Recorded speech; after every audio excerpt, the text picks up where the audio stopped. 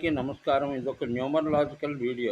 Numerological 20 విశ్వంలో 27 నక్షత్రాలు, 9 గ్రహాలు, 12 రాసులు, 64 లక్షల జీవరాశులకు ప్రభావం చూపుతున్నాయి. అయితే ఇందులో 27, 9, 12 ఒక విధముగా సంఖ్యలు మాత్రమని ఇంకేమైనా ఉందా అన్నదానికి 27 నక్షత్రాలు ఒక్కొక్క దానికి 4, 5 పాదాలు చొప్పున రాశి చక్రంలో ఇమిడియాయి. 108 పాదాలు అవుతాయి. ఈ 108 సంఖ్యకు విశేషమైన వివరణ ఇచ్చుకోవలసి ఉంది. ఇవన్నీ అంకెలే. రామాయణానికి 7, భారతానికి 18, భాగవతానికి 12. ఇట్లా చూస్తే ప్రతి శాస్త్రానికి ఏదో ఒక సంబంధం అంకెకుంది. మనల్ని పాలించే సంఖ్యలే ఇవన్నీ కూడా. దీన్ని సవివరంగా తెలియజెప్పే శాస్త్రమే సంఖ్యాశాస్త్రము.